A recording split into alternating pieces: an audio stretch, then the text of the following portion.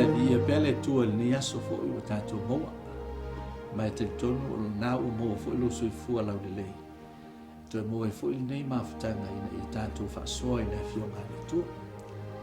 Ia, alo fa mai le tua i lona nganga i whaamamlama atili se mata upo fo i la tatou tatano iai. Le ruta mo mo fo i mo muma le lua. Whapea. O na aso na whaamasino ai whaamasino. Sa iei le ongi le nu. O nā lua i leo le tasi tangata nei Petele Ema o Iuta. E au mau le nu o Moapi. O ia malanawa. Mao nā atali i tolu. O Elimeleka le ngō le tangata. O le ngō o lana wā o nā umi. O i ngō o nā atali i tolua. O maalona makiliona. O sa e whawata. I lato mai Petele Ema o Iuta. O atu i lato i lunu o Moapi. Ua na nofo ai. Se i tatou mata i le ainga manuia i le amatanga. Sa na nofo i Petele Ema. O le ale whamauninga o le manatu. I oe, awa o suafa mai ngōle nei ainga i o lato winga. O Elimeleka, o le atua o lo tupu. O Naomi, o le tausafia. O maalona, o le pese. O Kiliona, o le roto malie. O le ainga ua whaile atua mo la tutupu.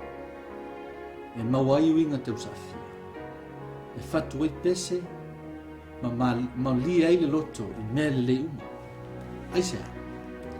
O wa ole nofo i Petele Ema. Petele Ema. O le fale e mawai le falawa. Po o le areto, o lona winga leo. O le aile ana whana wei Yesu, o le areto o leo. O se ainga fo i tamali, ma ua lava le whaasoa o le tamawa inga. O lo o usu ina fo i pese mali. Awa ua whai ova mo la tutupu. Ai maise, o lo ono nofo i le fale, maua i le falao. A whatusastusa la i le ainga o le tua o tato i nei. E rei tato matanga tamanuia i mea uma. Pe a whai tato tino nofo i le fale, maua i le falao. O le afionga le ale tua. Pe a tato ai le mana i whale ngaka. Tato te maua i le oli oli. I aso uma.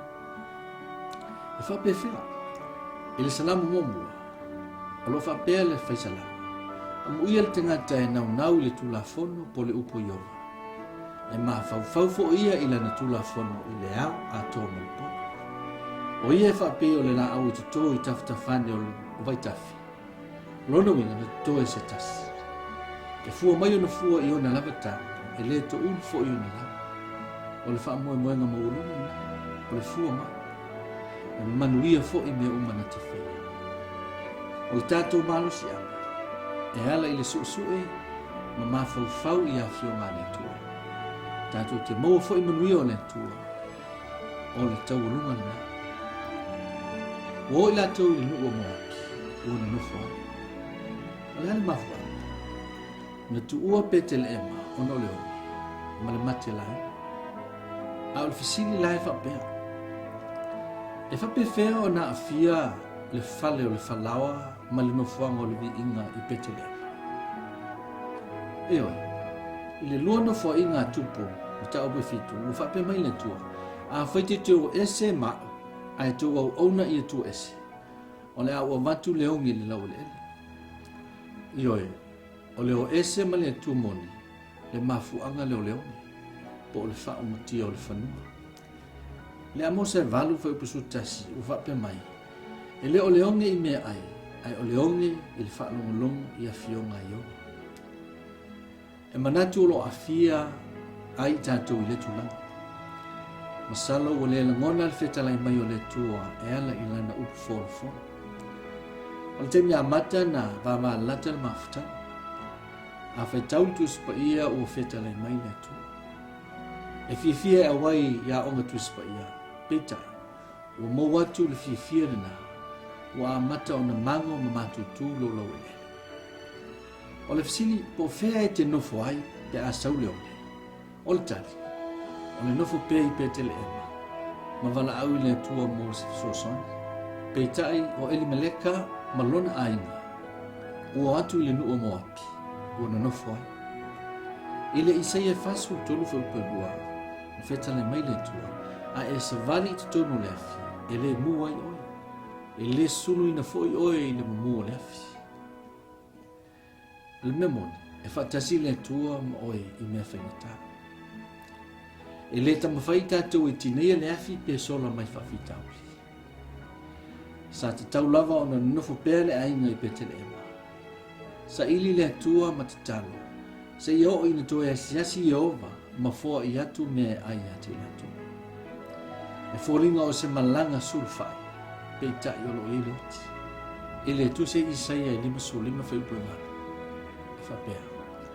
A wā o manatu, e le o tu manatu i, o uala, e le o tu wala, o feta lai mai e yo. E le nā, masalo le manatu e meleka, i le o ese mai petele ema, o le a manuia ino na ai, peitai, ua o ese ai maletu. Le ngata fui lea, o le ono sai ma whaatali tali. E ala i te talo ma talo sanga, ina ia toe, wha manuia mai le tua inu. Wha pena fui tatu, a whai tatu te o ese ma le tua, i o tatu lava manatu. O tatu manatu e manuia mea tatu te whai. O tatu tu wai le tua, le ale ma whai fui na tatu mou le manuia le tua. O wa u whai pea o tatu lotu. Ia le nase manatu po se whaasoa mai le fionga ni tua. Ai tawia ina ia whamanuia le tua ma wha upula atili le nemta upu ia te oe. Molo sa valinga mai ia. Ia soifua mai manuia. Ono Iesu Kiriso.